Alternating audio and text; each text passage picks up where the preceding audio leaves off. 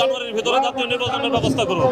এই জাতীয় নির্বাচনের ব্যবস্থা না হলে বাংলাদেশ জাতীয়তাবাদী ছাত্র দল রাজপথে আন্দোলন সংগ্রামের মাধ্যমে নির্বাচন আদায় করতে বাধ্য হবে।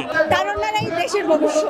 তো আমরা চাইবো যে তারুণ্যরা যেন হচ্ছে যে সমাজের লোকরা যেন ভোট দিতে পারে। জাতীয় নির্বাচন না দিলে বাংলার মাটিতে আরেকটি আন্দোলনের রূপরেখা ধাবিত হবে।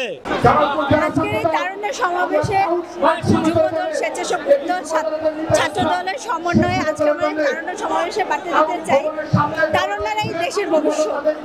আপনারা দেখবেন বিগত 17টি বছর বাংলাদেশের মানুষ করতে পারে না, নির্বাচিত সরকার করতে পারেনি।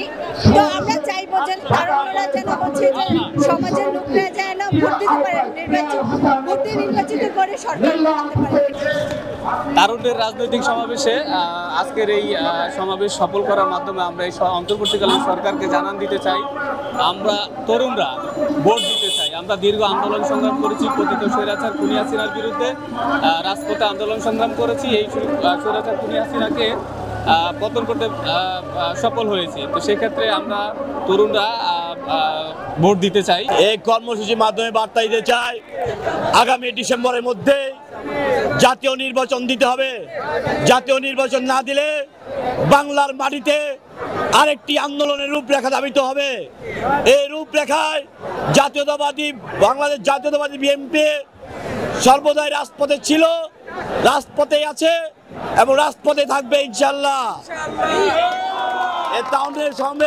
আমরা এই সমাবেশের মাধ্যমে ইন্ডিয়ান গভর্নমেন্টকে একটা মেসেজ দিতে চাই, আপনারা অতি দ্রুত 17 জানুয়ারির ভিতরে জাতীয় নির্বাচনের ব্যবস্থা করুন। এই জাতীয় নির্বাচনের ব্যবস্থা না হলে দেশের শৃঙ্খলা ফিরে আসবে না।